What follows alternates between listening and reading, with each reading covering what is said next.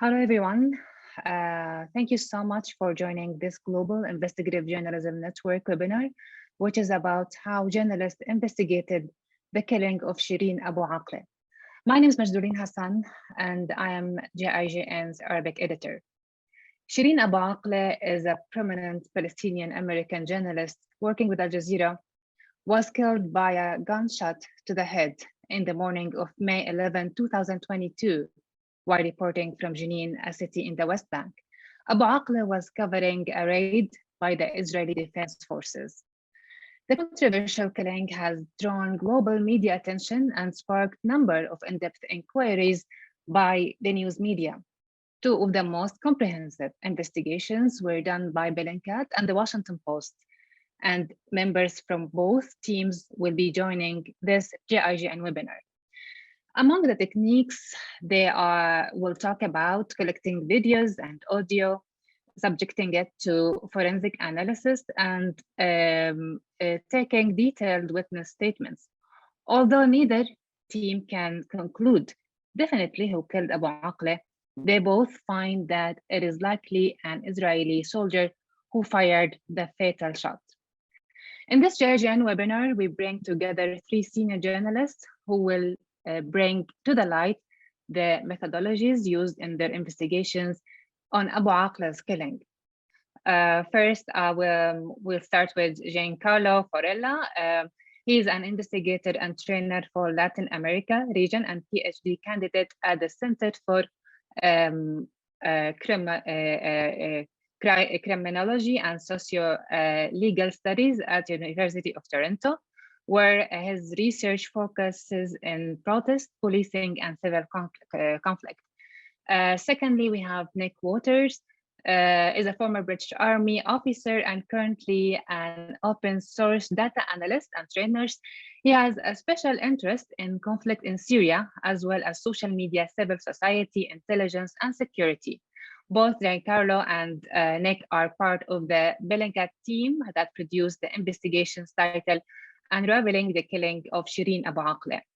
Last but not least, Meg Kelly. She is a video reporter for the Washington Post, a visual forensic team, and she's also the co-author of the book Donald Trump and his Assault on Truth, the President Falsehoods and Misleading Claims and Flat Out Lies. Meg also is part of the Post team that produced the investigation titled How Shireen Abu Akleh Was Killed. Before I will start, I promise I will not really talk that much longer, but I want to talk about, what is Global Investigative Journalism Network for those of you who's not familiar with it. GIGN is the largest global network of nonprofit investigation journalism organizations with 235 member organizations in 89 countries. But also we work with journalists everywhere in nonprofits, in commercial organizations, and with freelancers. It has also extensive range of resources and tips sheets to help journalists worldwide, which you can check on www.gign.org. Now we'll start. Let's start with Meg. Meg, the floor is yours. Go ahead. Okay. Give me 1 second. I'm just going to share my screen to show you all some slides. So my name is Meg Kelly. I'm a reporter with the Washington Post. Our team, I work at a team called the Visual Forensics team, and we're a team of 8 reporters now. We recently just hired a few folks, so we were 4 when this story was produced. And we work to use open source reporting alongside traditional reporting methods to create detailed documentaries and multimedia presentations that emphasize accountability and explanatory reporting. In general, we focus on some of the most complex and complicated news events that happen in an attempt to sort of make clear what actually happened and bring accountability to those who were involved.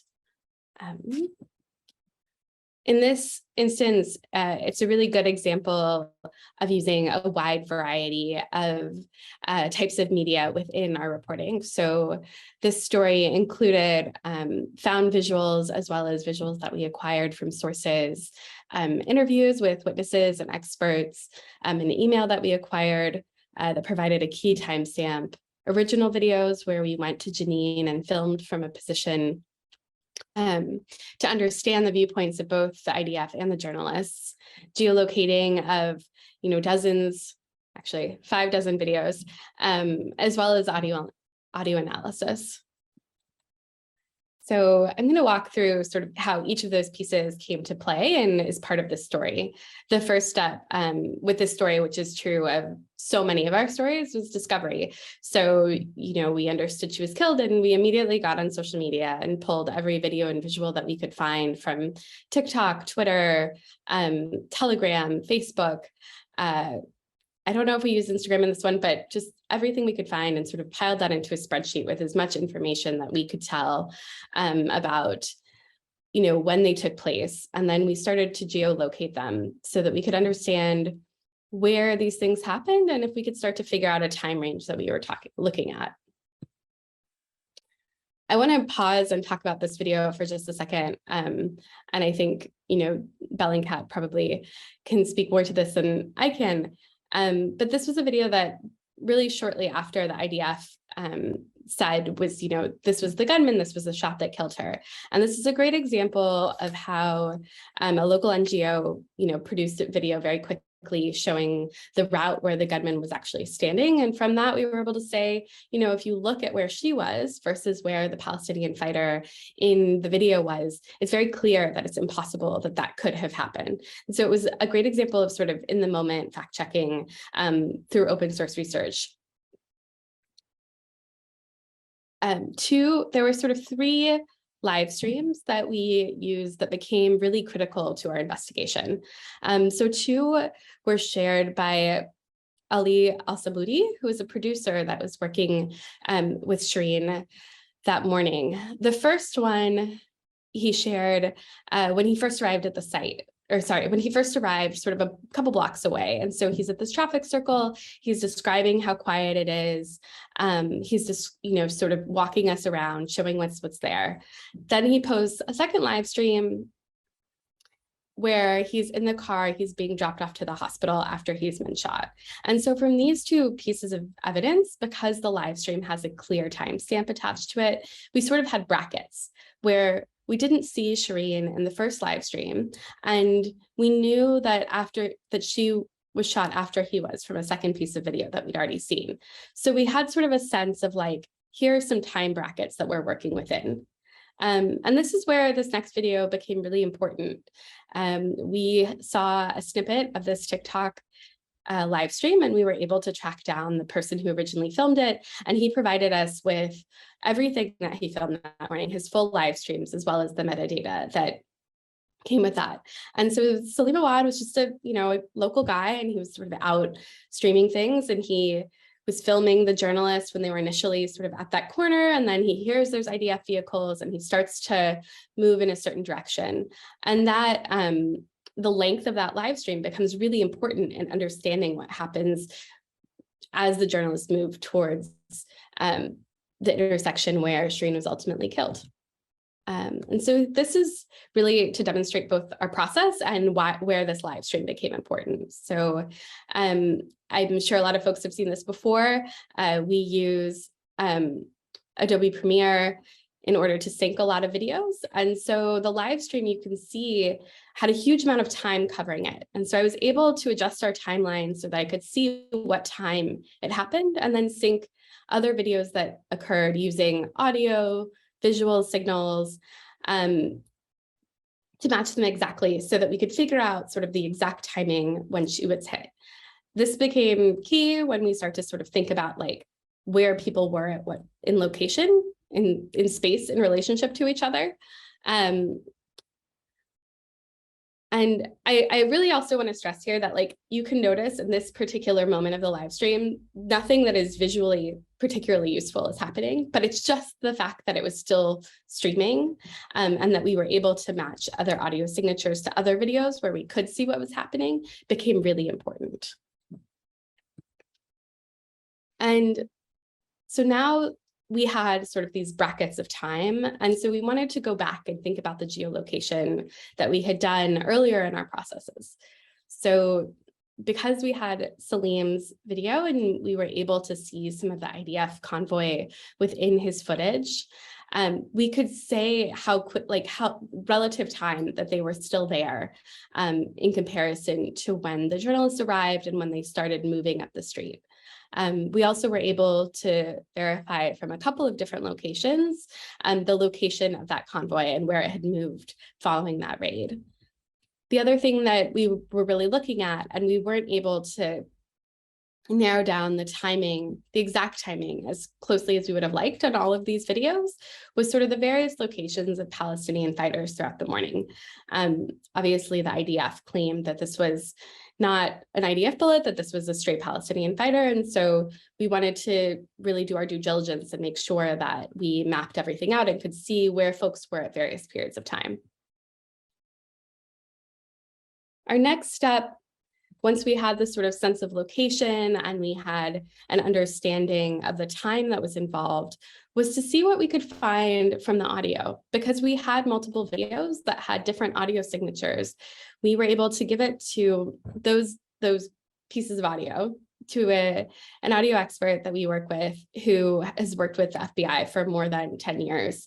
And from them, he was able to say sort of really two distinctly different but equally important pieces of information. The first had to do with geography. I just want to make sure I'm going to get this right, so I'm just going to read to make sure I don't say anything completely off because it's so scientific. But he was able to use the sort of 13 gunshots from the two first bursts to identify that the gunmen were 175 to 195 meters away from the location where the videos were filmed.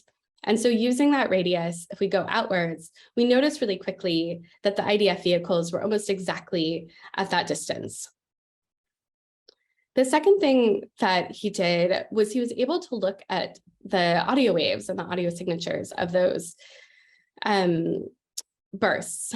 And the thing that was striking to him and was striking to us as well is how consistent they are. You know, the sound wave produced by the gunshots for both bursts was almost exactly the same as it would be if someone were firing rapidly. And it couldn't have been two shooters because of the space of those gunshots. So those two things gave us a lot of information. He was also able to tell from the audio signatures that the bullets were traveling in the direction of the journalists. So now we knew, okay, this person was firing from 175 to 195 meters away. They were firing in the direction of the journalists, and it was likely only one shooter, which became really important to know. And when I say this, I'm focusing on the first two bursts of gunshots. There's a second burst, which we go into in the story, but I'm not going to talk about here just for brevity and clarity. And so the next thing that we did is we sort of went through all of this, and we wanted to understand what the perspective of what people were seeing. The journalists that we spoke to felt really clearly and really strongly that they had been seen by the IDF soldiers. They were marked wearing protective gear that said press. And so we went to Jenin in order to film both of the perspectives. And so I just wanted to show kind of what we found here. So our conclusion, kind of after examining the 6 videos, social media posts, photos, going to the area, commissioning a couple of different acoustic analyses, and then obviously interviewing witnesses, was that in all likelihood, an Israeli soldier in the convoy was likely responsible for shooting and killing Abu Akleh. The IDF, of course, has said that has acknowledged this. They've said that it's possible that one of their soldiers fired the final shot, but has claimed that the gunfire was directed towards Palestinian gunmen in between the soldiers and the journalists. They haven't released any evidence showing this presence, and all the available video and audio evidence disputes the IDF claims that there was an exchange of fire and in the minutes before. So that's kind of where we landed. Thank you so much, Meg, for this very brief and informative presentation. I would love you just to urge again for our audience to put down their questions in the Q&A box. We have Meg and Nick and Giancarlo now, and we can't have them every day, to be honest. So let's just take the most advantage from their presence. Now let's go for Giancarlo. Hi, Giancarlo, go ahead. It's yours now.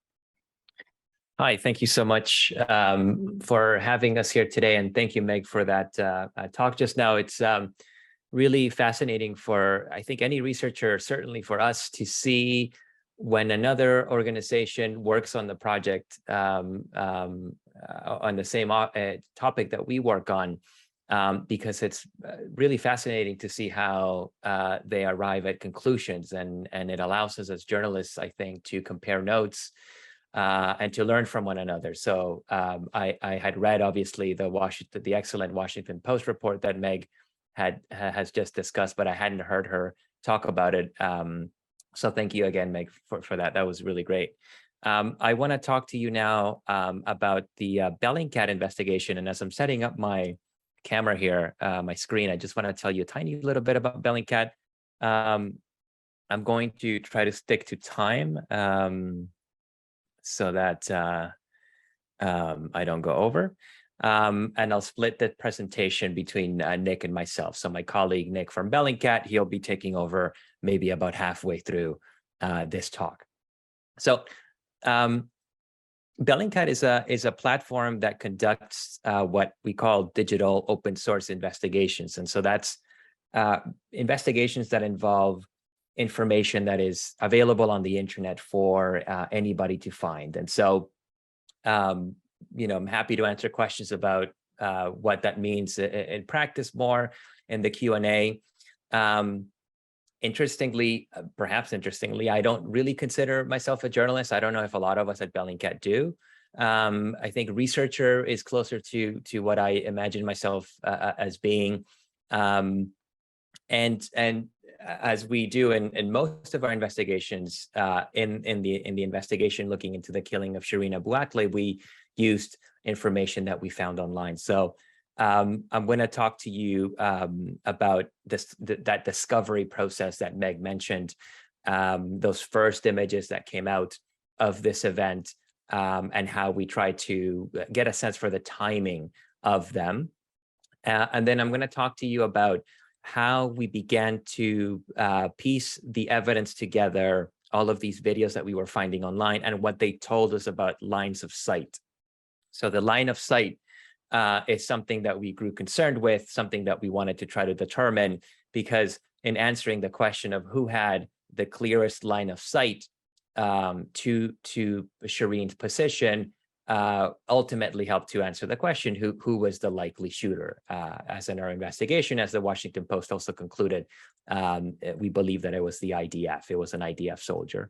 And then Nick is going to talk to you a little bit about the work that we did, similar to what the Washington Post did in terms of establishing the distance between the position where Abu Akleh fell and the shooter, as well as a bit of analyzing the spread of the gunshots that her position came under.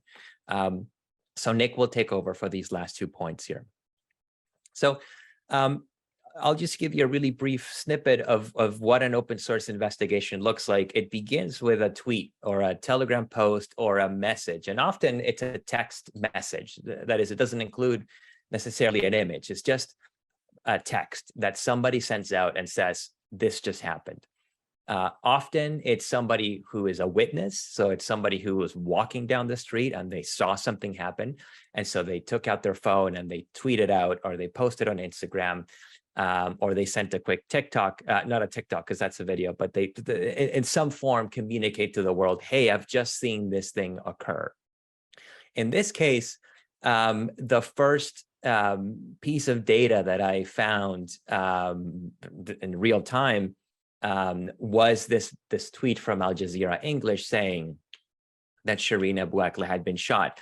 And so when you're thinking about any kind of an open source investigation, timing is really important. So every little piece of data is potentially useful for determining, how an event happened in terms of its timeline. So here, automatically, just from the very beginning, we had an indication that this has happened really early in the morning, local time, just because of the timestamp on the tweet. And again, this is the first tweet that I saw, certainly, that had the notification that, unfortunately, Shireen Abu Akleh had been killed.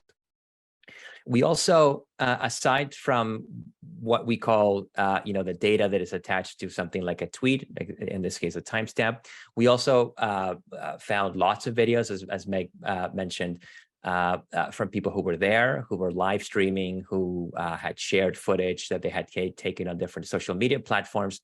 And one of the things that we wanted to do was to corroborate or to try to get closer to the time that this event would have happened. And so this is a screenshot from an image that we prepared for our article. This is the intersection where the journalists, including Shireen Abu Akleh, were. She was walking down the street this way when she was fatally shot.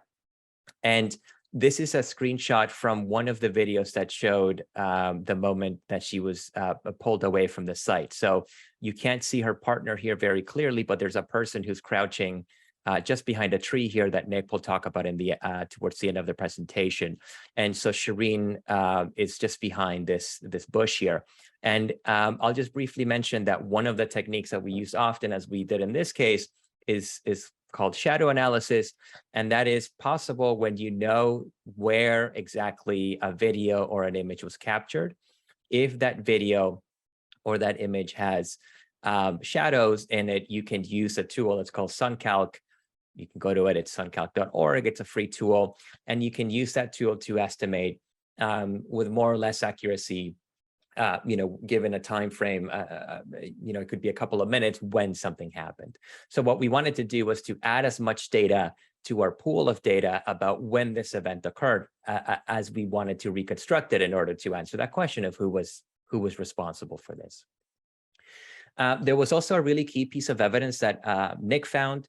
This is a Facebook video, and we chose not to link it in the article. So if you've ever read a Bellingcat investigation, usually we link to absolutely everything that we mention, all of the evidence that we review. In this case, we made an editorial decision not to link this video because it looked like it had been recorded from inside the home of a resident.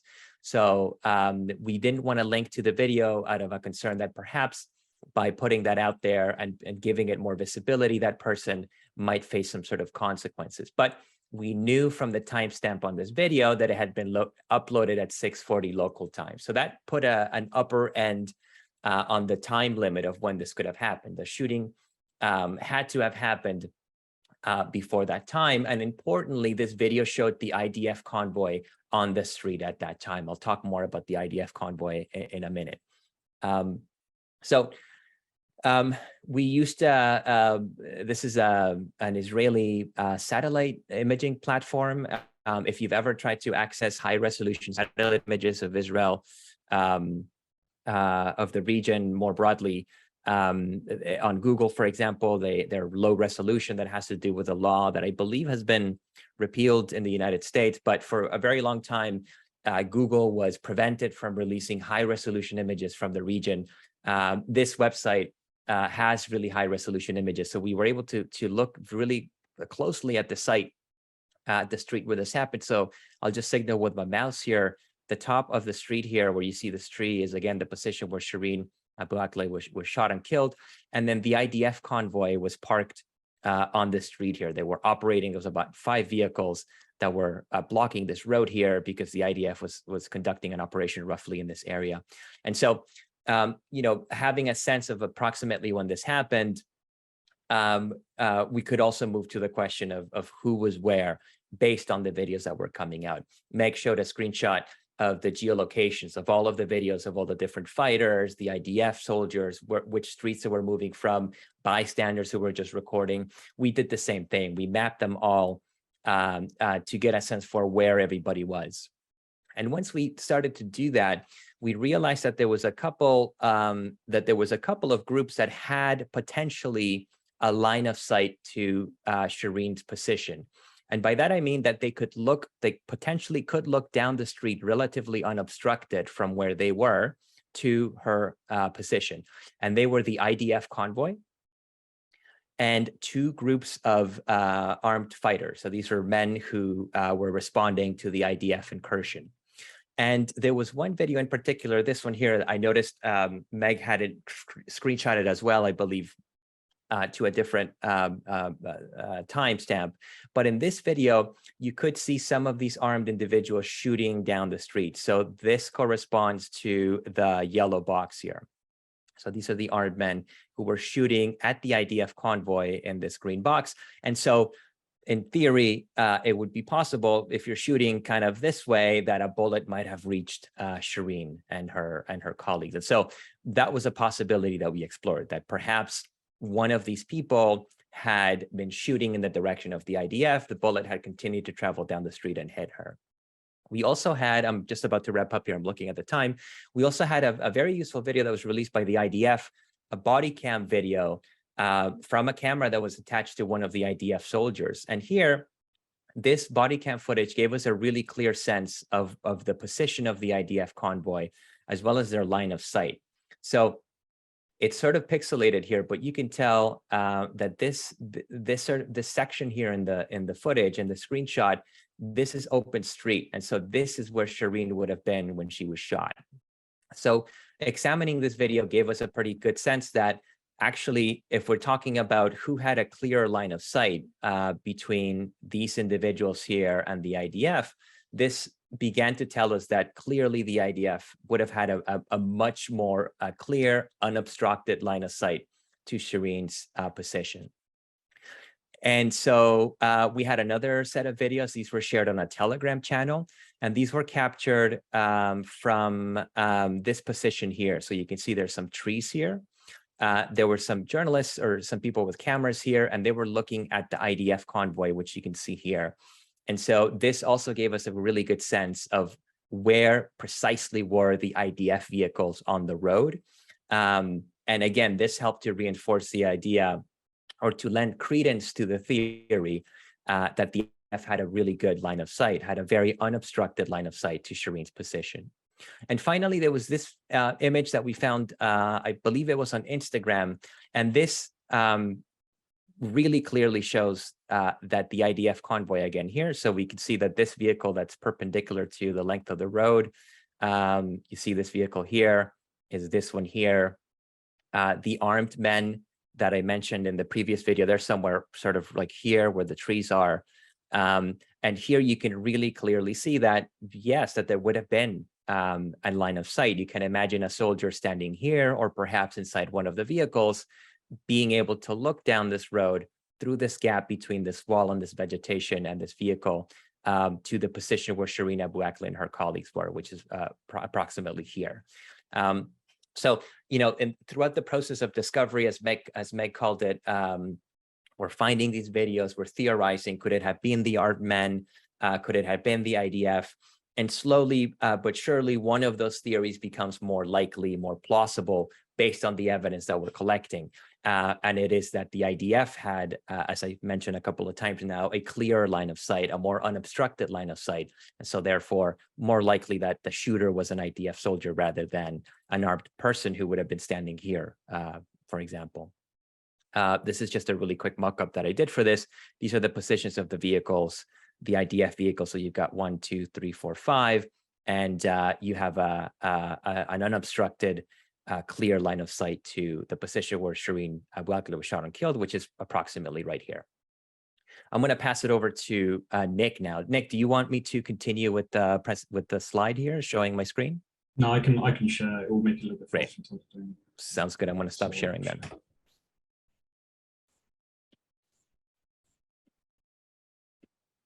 Okay. So can you see the screen with establishing distance limits? Yes, good. Okay. So I'm going to go into a little bit more detail about establishing the distance. I've a few minutes, like 5 minutes, so I'm going to go over a couple of things. When a bullet is fired, I think this has already been kind of explained in terms of its significance by our colleagues at the Washington Post. So I'll just go a little bit more into the detail about the kind of geeky side, because it's Bellingcat, so we'll make it geeky. When a rifle is fired, it produces actually two sounds. Because the bullet is traveling faster than the received sound, you actually get a sonic boom, and it's a sonic boom as it passes by you. So you actually have a bullet sound from the bullet itself. You then have the sound from the muzzle blast, so the thump. So if you're being shot at, you will actually hear two sounds: the crack as the bullet goes past you, and then the thump as you hear the gun actually fire. And because the bullet is traveling supersonic, so faster than the speed of sound, the further away you are, the larger the gap between that crack and that thump will be. So if you're very close to a rifle when it fires, then it will be indistinguishable. If you are, several hundred meters away, you'll hear a distinct difference. So you hear a crack, thump, crack, thump. Apologies to the translators there. We're trying to translate that, but it's quite a distinctive sound. And we first applied this technique to shooting of a man called Mohammed Golzar on the border of Greece and Turkey in early 2020, where we basically used it to show that he was almost certainly shot by Greek soldiers. And in this case, with regards to the shooting of Shireen, it became incredibly relevant to him. And it was very clear from the video that you could hear that crack thump sound. And so we asked, like the Washington Post did, we asked a forensic audio specialist to look at it. And this is an example of what you can actually see in terms of the the audio analysis. So what you see in red is a crack as the bullet goes past the camera. And the yellow is the thump as the sound of the gun firing reaches the camera. So crack, thump, crack, thump. And you can establish the distance by looking at the time difference between the two sounds. And you can use that to establish how far away the shooter actually was from the camera. And it's incredibly interesting kind of technique, and there's quite a lot of information there, as we've already talked about. But I thought I'd go into kind of like the geeky background behind that particular technique to show you how it works. And yeah, we use that, as I said, to kind of establish that the shooter was much more likely to be at the IDF position rather than any other position where we have seen any militants around that day. And finally, with my kind of last couple of minutes, I want to talk about like the deliberateness of the act. So we've already seen a couple of like videos today. There's the famous one which the IDF implied was the man who killed Shireen, where you see him, a guy standing in a corner and basically emptying his assault rifle around the corner, firing very quickly, bang, bang, bang, bang, bang, bang, bang, bang, bang. But the cadence of those shots, the rhythm of how they were fired, is very, very different from the cadence of the shots that hit Shireen and around Shireen and those who tried to help her afterwards. What we see in the media showing, the shots being fired at Shireen and her colleagues, is that the cadence of the shots is more slow. It's more like a bang, bang, bang. And what you can tell, considering that you've got the gap between the shots, as well as the fact that all the bullets are going into the same area, it's pretty clear this person is firstly trained, and secondly is shooting deliberately. They are aiming at this target. And what you're seeing here is like the tree just behind where Shireen was shot. And you can see the impacts of the bullets on this tree. And that's a pretty good grouping. So I was an infantry officer. I did spent a lot of time around firearms. If you're 200 meters away from somebody or from a location and you're firing at a target, to get that kind of grouping, so to get the bullets in that kind of space, you have to be aiming. You're not going to get that simply by pointing at the general direction of pulling the trigger. You have to be aiming to get that kind of grouping at 200 meters. And for me, that was a very good indication that the cadence of the shot and the grouping of the bullets and how close they were landing to each other, that indicates that these were aimed and deliberate shots fired at Shireen, likely by the IDF from that position that we identified. Cool. Thank you very much. Thank you, everyone. That's so fascinating, actually. You know, I read the investigations, both investigations, a couple of times, but I was like, I couldn't imagine, you know, that amount of huge work that's done. Thank you. Now I will be heading towards Eunice, GIJN Eunice O. She will handle the moderation of questions. So go ahead, Eunice. It's your time. Eunice, can you hear me? Yes. Yes, great. Sorry, everyone. Yes, it's been an interesting presentation by all three speakers, a very clear methodology. And so in keeping with GIJN's mission, we'll be emphasizing the reporting techniques and methodology used in this investigation. So the first question is for Meg. What are the challenges and approaches to getting ballistic data from these events? You know, things like the type of projectile, what types of rifles were used, things like that. That's a great question. I mean, one thing that hasn't been released, and I believe that the Palestinian Authority has said it won't be, is the actual bullet that killed Shireen.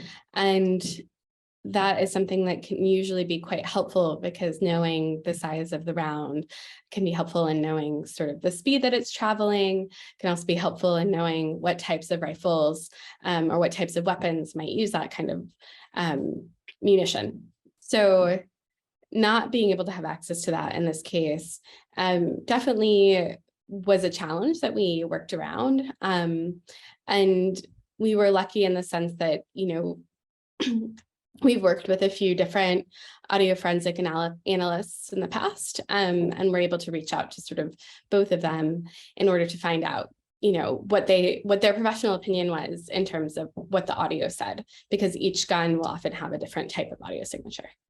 But I also want to defer to Nick if I'm misstating that, given that I'm sure I know he spent a lot of time with this as well.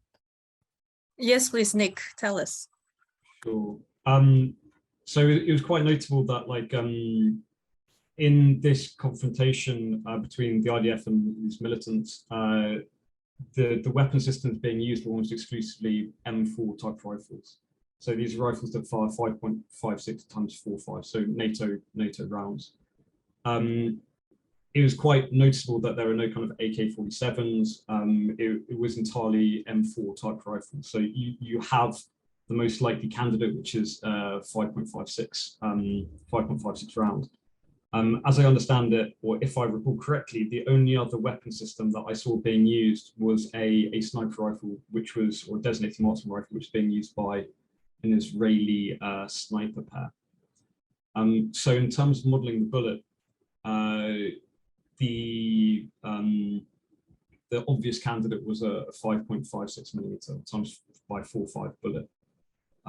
One of the issues that we faced was precisely what type of 5.56 bullet was used, because to give you an example, like Americans or the American Army will use a training 5.56 bullet, which is distinctly slower than their green tip ammunition, which is the stuff they use operationally. And so you do get different performance with different bullets, even if they're the same size. So for the ordinary analysis that we requested done, we used the ballistic performance of just a NATO standard round, which has a specific designation. And that was the calculus that we used when we were doing this audio analysis. But it was very much looking at that open source information about what kinds of weapon systems were being used at the time, in order to work out what kind of bullet was being used, or what kind of round, I beg your pardon, and so therefore, you know, how best to model it. Thank you.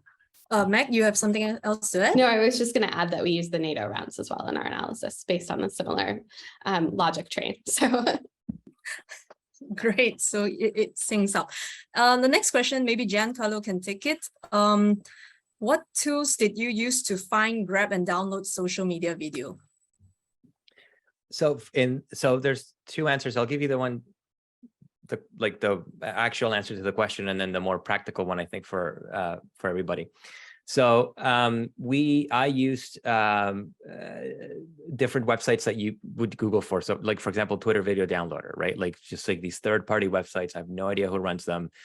This one for YouTube as well. And you just Google for them and it's like the first result. So that's what I use. The better answer, I think, in terms of workflow and perhaps productivity, is that you use an auto archiver.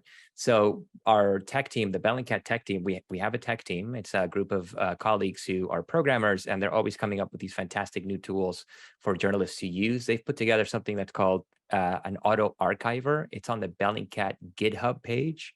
If you Google Bellingcat GitHub, you'll see a page, and one of the tools that they've created is called an auto archiver. And that is a script. I'm not a programmer, so I'm going to explain this incorrectly, but the main point of what I'm going to tell you is true. As I understand it, it's a sort of a script that you put into a Google Sheet. And when you do that, any link that you put in that Google Sheet will be automatically downloaded onto a server that you set up. And so it could be a Twitter link, it could be a Twitter video, it could be a YouTube video, it could be a Facebook stream, it could be a TikTok, any kind of media that you put into this Google Sheet. Once you've set it up with the auto archiver, will be automatically downloaded. So in that particular investigation, I was doing downloading manually using, again, things like YouTube downloaders on Google and Twitter Video Downloader. But for again, sort of more practically, perhaps from a workflow perspective, it's always better to set up something like the auto archiver. And certainly that's a tool that we use all the time. And it's, as I say, free on our GitHub for anybody to download and use.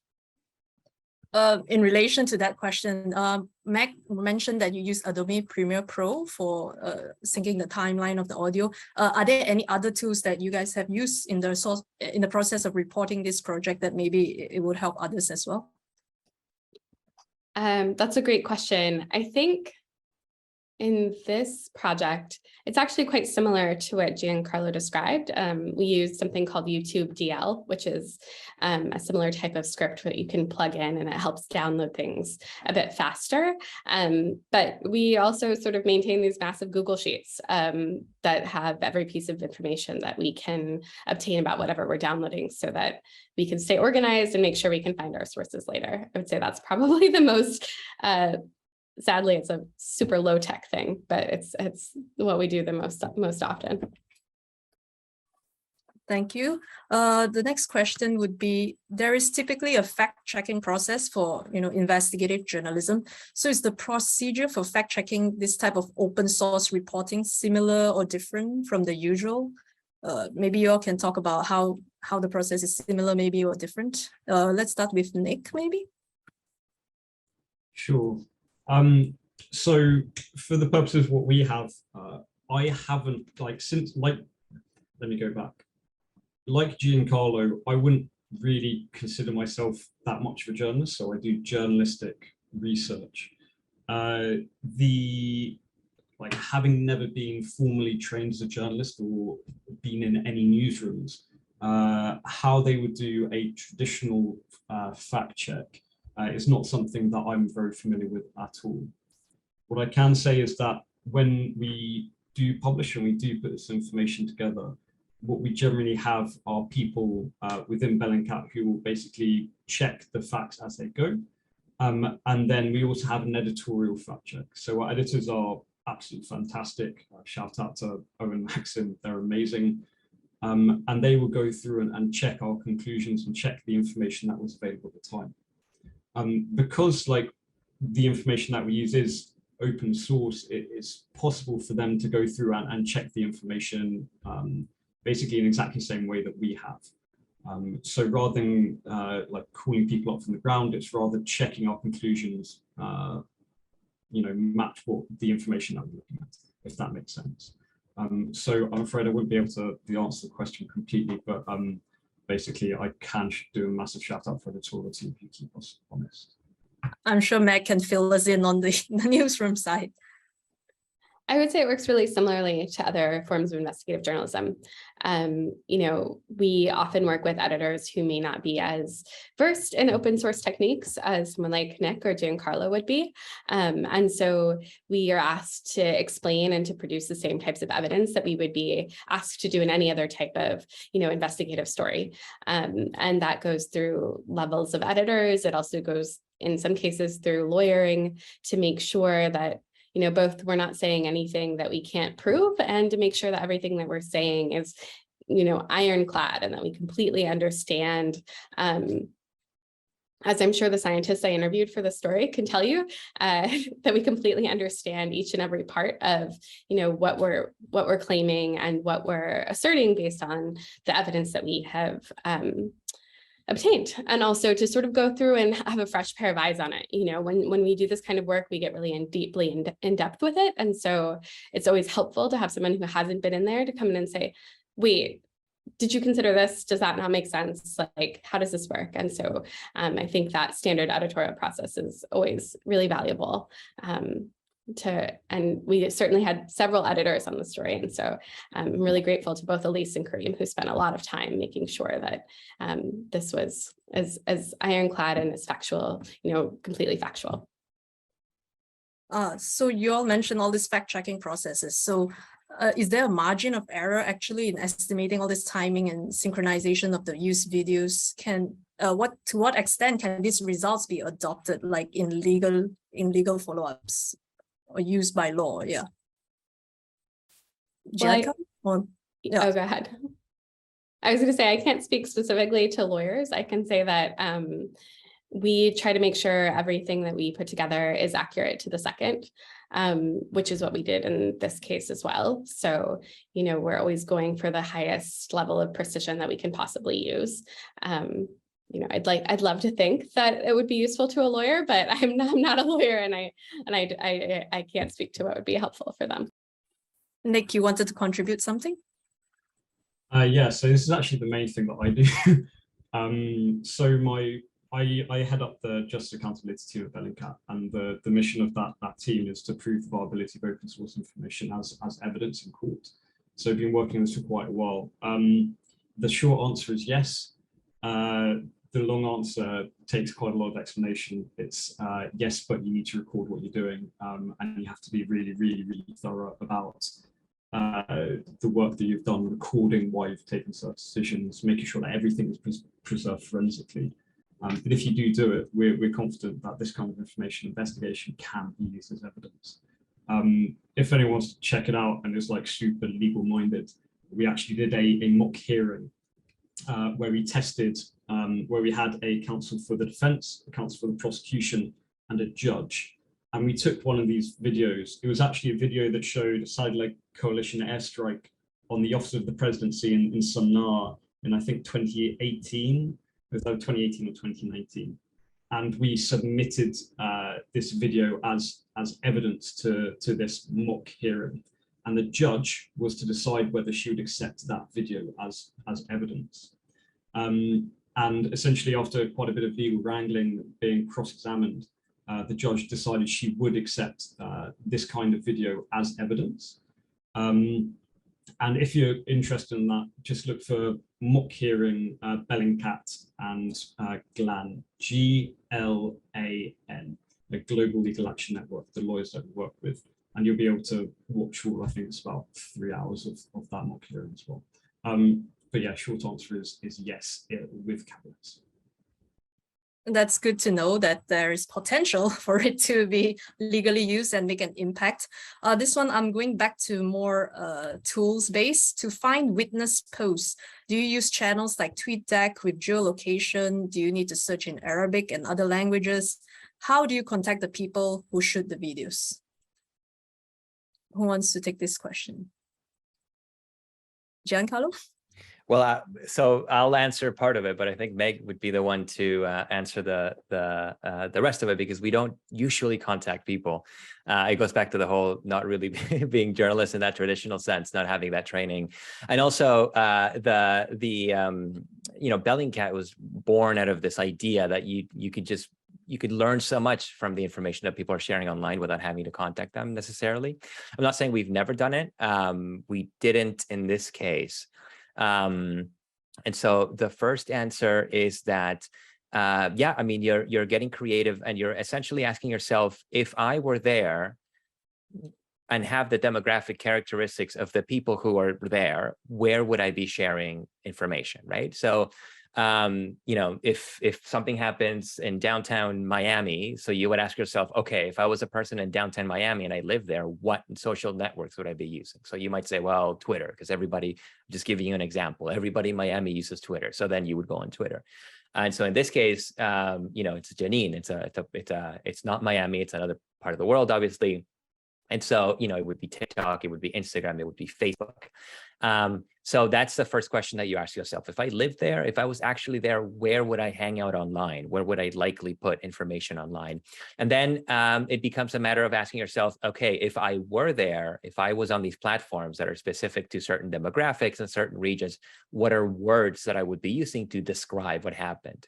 So the first mentions of this event probably don't say Shireen Abu Akleh has just been shot. They might say a journalist has been shot or a person has been shot, because again, the very first people to first send out the initial videos wouldn't necessarily know that it was a journalist or that it was Shireen Abu Akleh. So you have to kind of think, where would I be sharing information and what words would I be using to describe it? And that obviously includes the fact that you would probably be speaking Arabic because that's where you live. So that goes into the calculus of where and how to check for information. In terms of contacting people, I'll pass it to Meg. A couple of different things. So as Giancarlo said, I mean, everything is location-based. So I often use Google Translate. It's not perfect, but if I need to do something really quickly and I need to try to get in touch with someone, maybe I send them a direct message that's in English and then I copy it in Arabic. And often people will write back to that. They'll be able to tell me, yes, I shot this video. No, I didn't film this video. My friend filmed this video. I can put you in touch with them.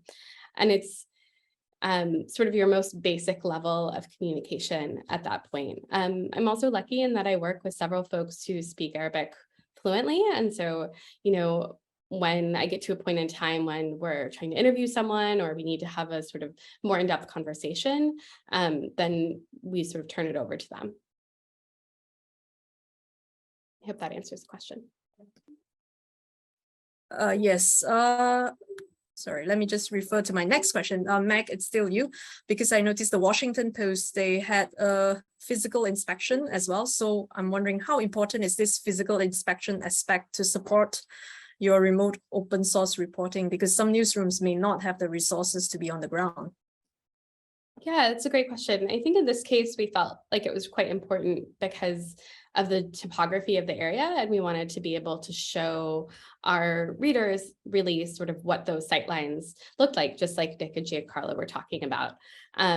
It's not something that we do for every investigation, and it's not something that, is always necessary. So it's really kind of it depends on the story, it depends on the space. And so I felt like we were quite lucky that we were able to do it in this instance. Right. How important is it to acknowledge that, how important is it to acknowledge in your story the things that you could not confirm or determine? Nick or Giancarlo? Do you want to go, Nick, or? Up to you, mate. Okay, I'll go first, I guess. Yeah, so this is part of that editorial process that Nick and Meg were talking about earlier. There's all this evidence that's online, and there's lots of people like us here who are looking at it and analyzing it and trying to come up with answers to questions that are really difficult. These are very chaotic situations. There's lots of confusion on all different sides. And so, how do you sit down with these piles of data and try to make sense of them? But part of that answer is being honest with yourself and then to your readers about what that evidence shows. And so at the beginning of this talk, we heard that, both of these reports say that, the likely shooter was an IDF soldier. We're not telling you that we know 100%, that we have, all of the evidence that's come out and that we can tell you definitively without absolutely any doubt that that's what's possible, that's what occurred. Instead, what we've done is we've looked at all of the evidence and analyzed it and really gone through this very rigorous process of asking ourselves really difficult questions and asking ourselves essentially, what does the evidence show? And we take care to only publish what the evidence shows. We don't want to make any leaps. We don't want to make any guesses. And so that's a process that's built into the verification and the writing and the editorial process. You only say what you have evidence to say. And if there are things that the evidence doesn't back up, then you don't say them, and you make that clear to the audience. I think that pretty much covered everything I was going to say, to be honest. I'll just say that if we take care that if we do have doubt about a particular point of fact, we make that clear. So we say, it is likely that not that this did happen. And it's important to include those kind of caveats to demonstrate that, hey, actually, maybe there is a little bit of doubt about this particular point. And for us, that's incredibly important, because if we went around and said, this is absolutely the case, in everything, we'll probably get, it's not entirely honest. So we want to use that kind of measure of doubt as well. So I guess in a way, this clarification of doubts makes your story stronger rather than make it weaker.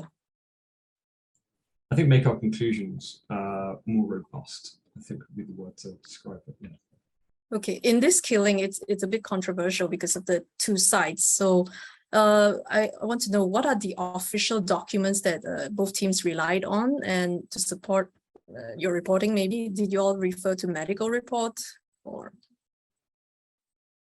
Nick?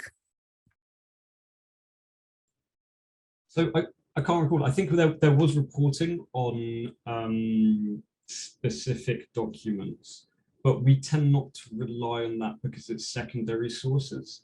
So because we don't have reporters on the ground, or the vast majority of the time we don't have reporters on the ground, we'll sometimes work in partnerships with people who do have journalists on the ground, but most of the time we don't. So when we do interact with that kind of official information, we're always very careful about it. Because we can't, check those documents ourselves and verify them. So we tend to use those kind of sources actually quite sparingly, and only when we can actually verify them using the open sources we have available. Yeah. Thanks. Meg, anything to add? I would say for us, it's a bit different in the sense that, because we often have reporters or have sourcing within different agencies, we don't necessarily rely on it. We obviously double check whatever a government is saying. In this case, however, I think that we spoke extensively to both sides. In our story, there's quite a lengthy statement from some of the IDF officials. But other than sort of information that was released publicly, I don't think we had any additional documents, and I'm not sure if the autopsy report was released. I can't remember, so don't quote me on that. But we didn't use it within our reporting. Thank you. I have two more questions left.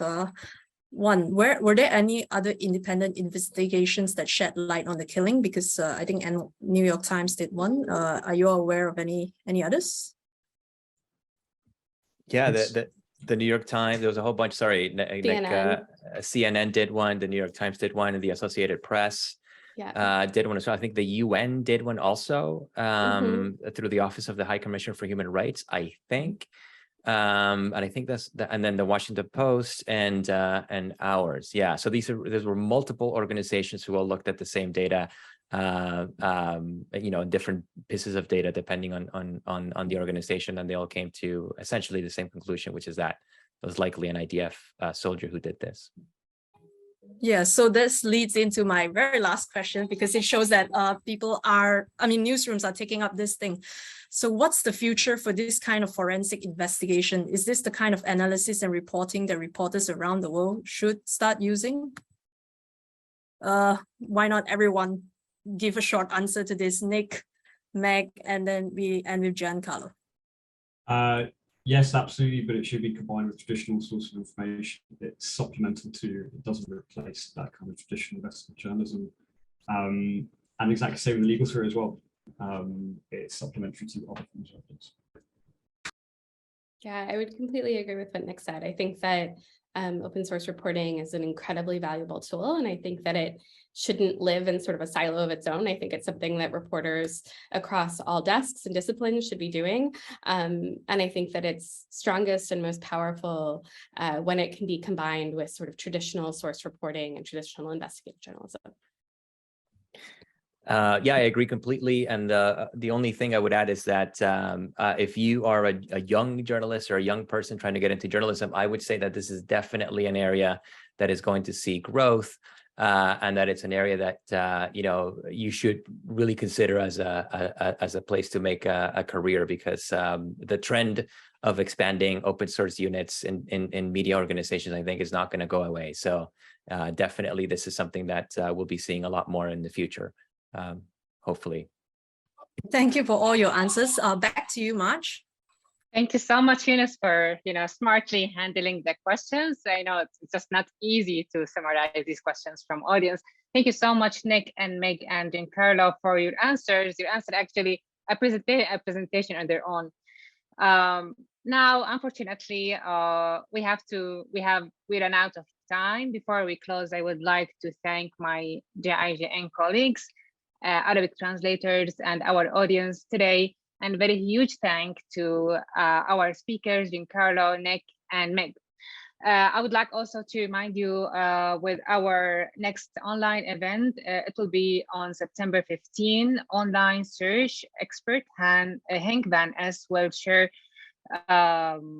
search tips for LinkedIn, how to track people and companies. The link to sign up will be in the chat box. Finally, be sure to watch GIJN Twitter feed at GIJN and website for details for future events. Once again, thank you so much. Goodbye.